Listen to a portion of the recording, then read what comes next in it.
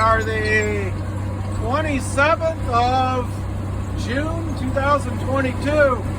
I am cutting the Birdsfoot Trefoil field.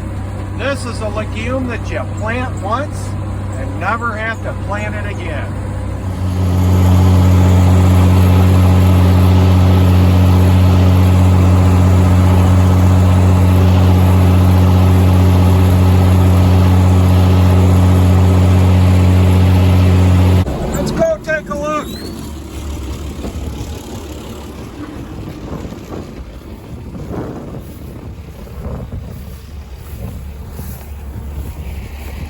So to me, some of my favorite hay, really, Birdsfoot Trefoil. It's a close relative of alfalfa. This is Viking variety. I planted this field, I'm gonna say it's right about 21 years ago I planted this. I put in oats first, baled the oats as a forage crop.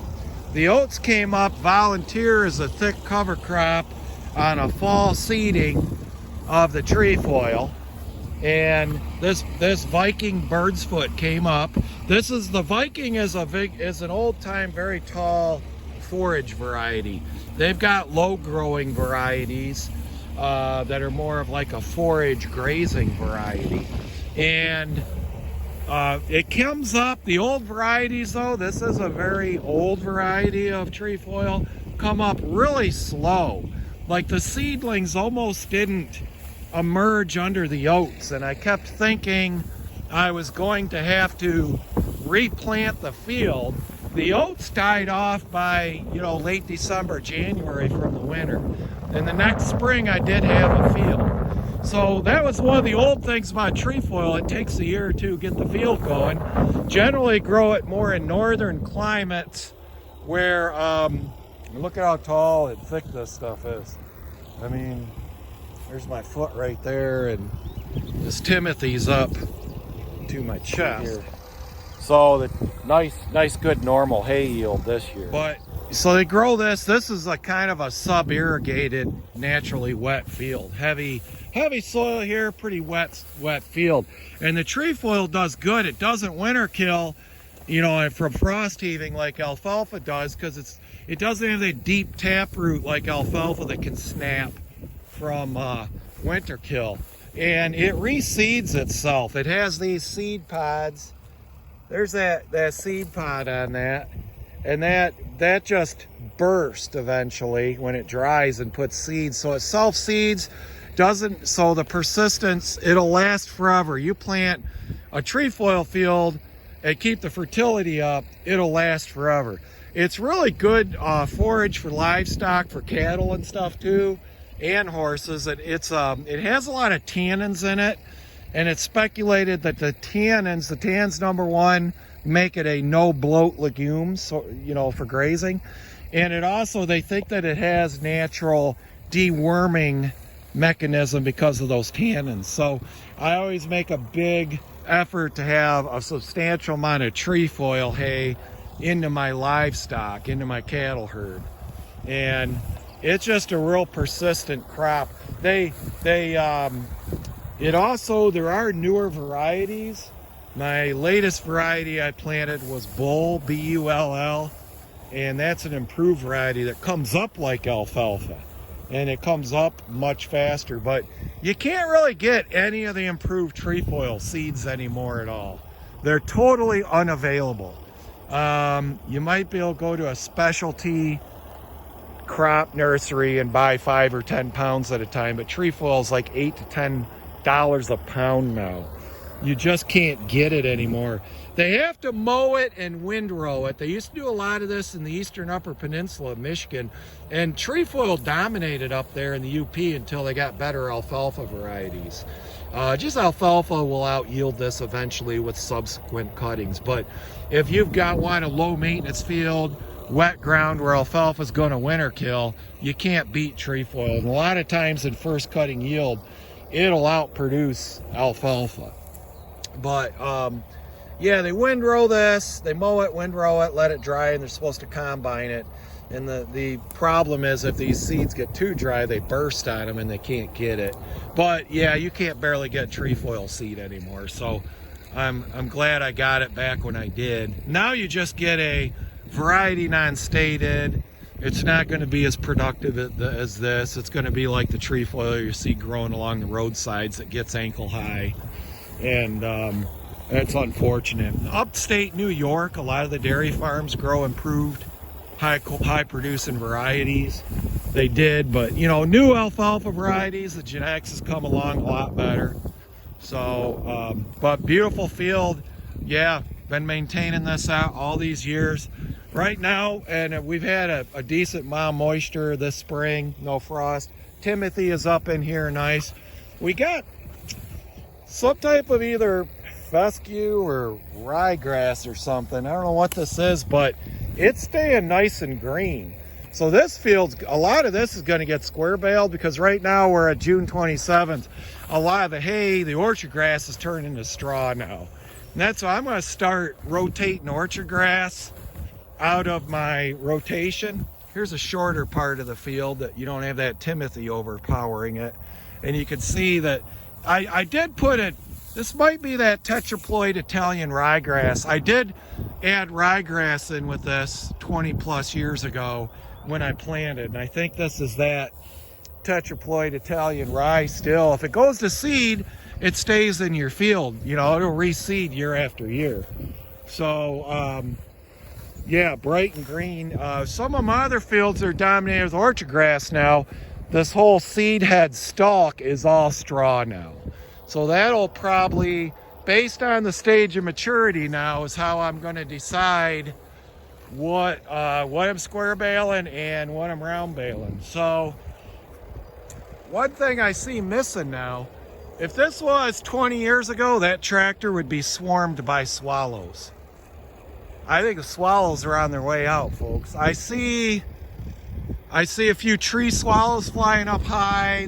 I'm getting buzzed by a couple barn swallows here and there, but I don't know. Everybody around here is spraying for their yards for ticks and spiders because they're afraid. They're wimps. All right, so one of the things about this trefoil, a good case for planting this as opposed to alfalfa is, number one, you plant it and it stays forever. It's a good complement with perennial grasses like this. And once if you keep that field nice and healthy, they will last forever and they'll crowd out competitors, okay? So you'll keep that good grass legume mix. And another, because another issue is that it will stay green all summer. And if you mix it with the right type of grasses like Timothy, brome, fescue, and ryegrass, you can plant that crop. I mean, you can harvest that crop when the weather permits, instead of like alfalfa and orchard grass, which is more heavily promoted, and that's where your research dollars go and your advertisement, is more what we've done with alfalfa production is implementing modern technology to help us combat Mother Nature and harvest when you want. Things like preservatives, high moisture hay, things like that. However, the situation with that is it's extremely expensive and it almost never pays.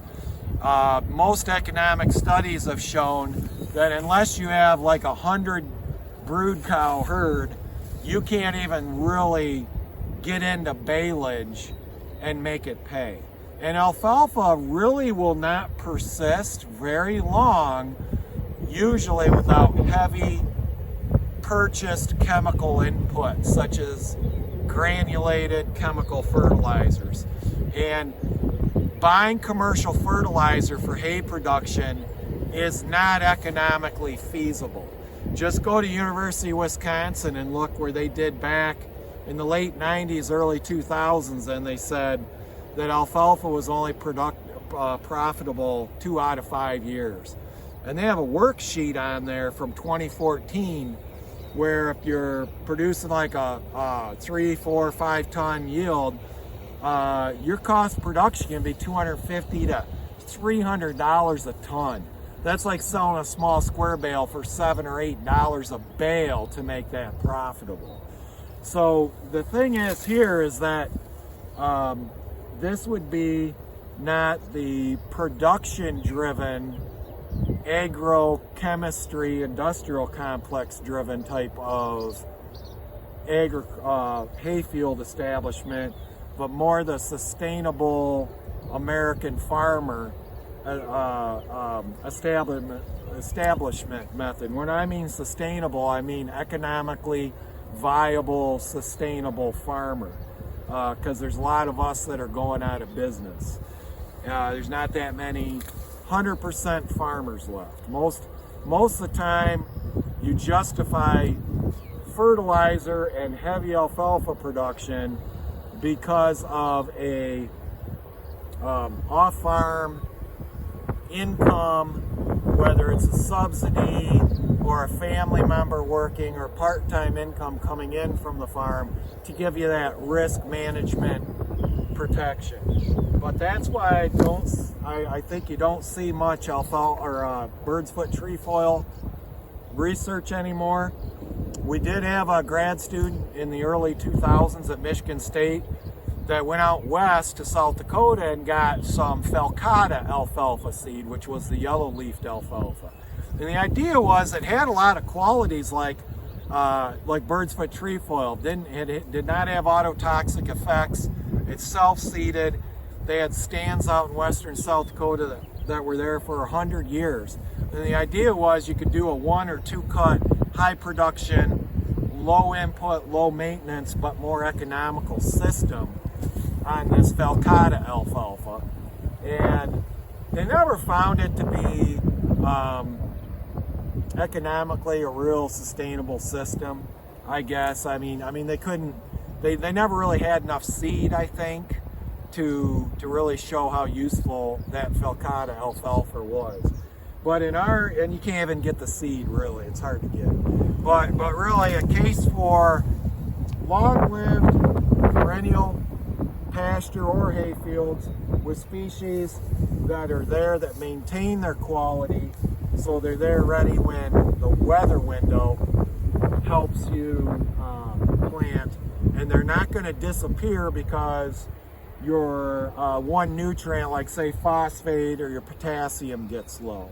Okay, this has been maintained purely with manure and compost through the years, and there's some, obviously it's not going to compete side by side with a high producing chemical input alfalfa field, but it's really something to think about.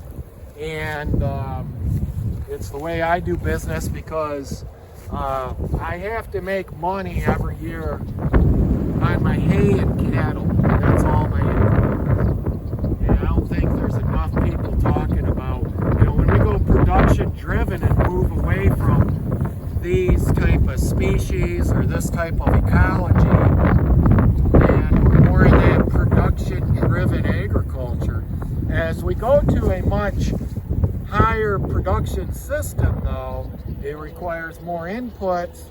We get more productive, but we drive our prices down, okay? And what that's done is really drove a lot of farmers out of business, and we have less farmers. We have more farmers now that are living off supplemental income, and less 100% American farm. But it's a beautiful crop. I absolutely love it. All right, here's another crop, perennial legume that comes in sometimes seasonally, hairy vetch, and it makes a really good forage. And it used to be planted a lot as a forage, but again, you don't hear about it anymore. The old timers will talk about it because they say it would clog up their sickle bar you know, the sickle mowers. It's real long and viney type like.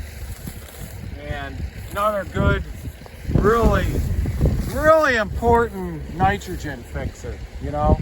So these long established pastures, or hayfields if you want them, you got to have the legume component, because grass by itself, it doesn't produce squat. These cool season grasses, if you just have 100% grass hayfield, you're not going to get any nitrogen, you know, atmospheric nitrogen credits that you get from the legumes. So, and there's charts you can look up. There's plenty of university studies where they show that 25% legume, either clovers, alfalfas, trefoils, vetches, whatever, are equivalent to like X number of units of actual N applied to a field. So you really need this as part of your some type of legume component if you want to do a grass hayfield and maintain it without expensive chemical inputs. And you can see it's real compatible with grasses, real compatible with your trefoil.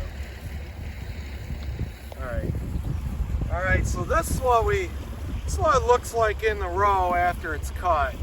Like I say, it looks a lot like alfalfa. And it dries every bit as hard as alfalfa. So you really do have to make sure your crimper, your rollers are adjusted good.